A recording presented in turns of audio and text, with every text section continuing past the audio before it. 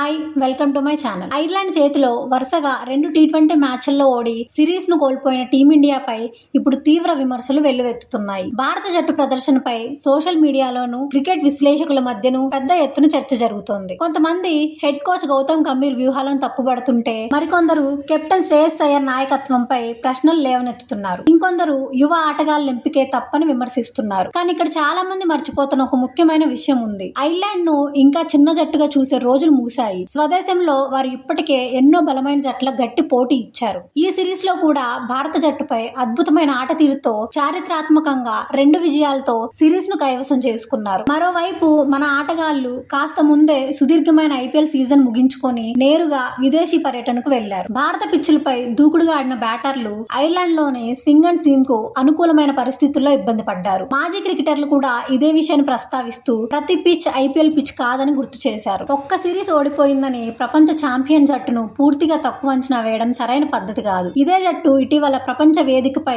గొప్ప విజయాలు సాధించింది. ఒక్క పరాజయం వల్ల ఆ సామర్థ్యం అంతా ఒక్కసారిగా మాయమైపోదు. ఇక కొందరు అభిమానులు సూర్యకుమార్ యాదవ్ జట్టులో ఉంటే పరిస్థితి మారేదని అంటున్నారు. కానీ ప్రస్తుతం ఆయన కూడా ఆశించిన ఫామ్ లో లేరు. ఒకవేళ సూర్య ఈ సిరీస్ లో ఆడి విఫలమై ఉంటే అదే విమర్శకులు మళ్ళీ అతన్నే అలాగే టీం మేనేజ్మెంట్ ను తప్పుపట్టేవారు. కాబట్టి వ్యక్తులపై నిందలు వేయడం కంటే పరిస్థితులను కూడా అర్థం చేసుకోవాలి. అయితే ఇప్పుడు గతాన్ని పక్కన పెట్టాల్సిన సమయం వచ్చింది. ఎందుకంటే భారత్ ముందున్న అసలు సవాల్ ఇంగ్లాండ్ పర్యటన. ప్రపంచంలోనే అత్యంత కఠినమైన పరిస్థితుల్లో జరిగే ఈ 5 టీ20 మ్యాచ్ల సిరీస్ లో టీమిండియా ఎలా రాణించబోతోంది, ఐర్లాండ్ లో చేసిన తప్పులను సరిదిద్దుకొని బలంగా తిరిగి వస్తుందా అనే ప్రశ్న ఇప్పుడు ప్రతి భారత క్రికెట్ అభిమాని మనసులో ఉంది. ఇప్పుడు ఇంగ్లాండ్ తో జరగనున్న 5 టీ20 మ్యాచ్ల సిరీస్ గురించి తెలుసుకుందాం. భారత్ ఇంగ్లాండ్ మధ్య 5 టీ20 మ్యాచ్ల సిరీస్ జూలై 1 నుంచి ప్రారంభం కానుంది. ఈ సిరీస్ లో తొలి మ్యాచ్ చెస్టర్ లీ స్ట్రీట్ లోని రివర్ సైడ్ గ్రౌండ్ లో జరగనుంది. ఆ తర్వాత రెండో టీ20 జూలై 4న మాంచెస్టర్ లో, మూడో టీ20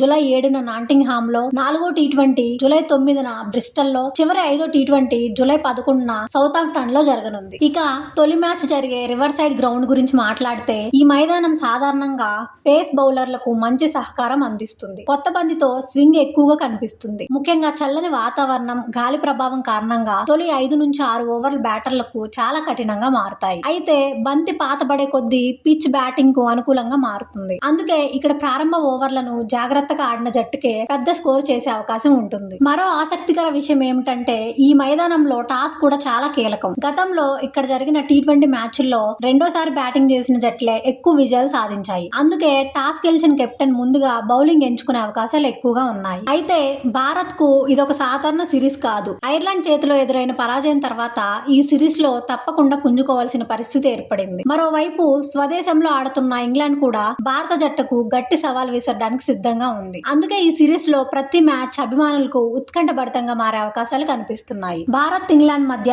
తొలి టీ20లో టీమిండియా ప్లేయింగ్ 11 ఎలా ఉండవచ్చు, ఎవరికి ఈ సిరీస్ అగ్ని పరీక్షగా మారనుందో ఇప్పుడు చూద్దాం. ఐర్లాండ్ సిరీస్ లో భారత జట్టుకు ప్రధాన సమస్య బౌలింగ్ కంటే బ్యాటింగ్ నే. స్వింగ్ అండ్ సీమ్ కు అనుకూలమైన పిచ్చులపై మన బ్యాటర్లు పూర్తిగా తడబడ్డారు. ఐపీఎల్ లో భారీ షాట్లతో మెరిసిన ఆటగాళ్లు విదేశీ పరిస్థితుల్లో మాత్రం ఆశించిన స్థాయిలో రాణించలేకపోయారు. అయితే ఈ జట్టులో ఉన్న యువ ఆటగాళ్లకు ఇదొక గొప్ప అవకాశం. ఐర్లాండ్ లో చేసిన తప్పుల నుంచి పాఠాలు నేర్చుకొని ఇంగ్లాండ్ లో సత్తా చాటాల్సిన సమయం ఆసన్నమైంది. ఓపెనర్లుగా అభిషేక్ శర్మ మరియు సంజు శాంసన్ బరిలోకి దిగే అవకాశం ఉంది. వీరిద్దరూ పవర్ ప్లేలో దూకుడుగా ఆడగలిగితే భారత జట్టుకు శుభారంభం లభిస్తుంది. మూడో స్థానంలో ఇషాన్ కిషన్ కీలక బాధ్యతలు తీసుకోనున్నాడు. మంచి ఫామ్ లో ఉన్నప్పటికీ స్వింగ్ బౌలింగ్ ను ఎలా ఎదుర్కొంటాడన్నది ఆసక్తికరంగా మారింది. నాలుగో స్థానంలో కెప్టెన్ శ్రేయస్ అయ్యర్ పై భారీ అంచనాలు ఉన్నాయి. ఐర్లాండ్ సిరీస్ లో బ్యాటింగ్ తో పాటు కెప్టెన్సీలోనూ ఆయన ఆశించిన ప్రభావం చూపలేకపోయాడు. అందుకే ఈ సిరీస్ ఆయనకు నిజమైన అగ్ని పరీక్షగా మారనుంది. తిలక్ వర్మ మిడిల్ ఆర్డర్ కు బలంగా నిలవాలి. అవసరమైతే ఇన్నింగ్స్ నిర్మించడంతో పాటు చివర్లో వేగంగా పరుగులు చేయగల సామర్థ్యం అతనికి ఉంది. ఆల్ రౌండర్లుగా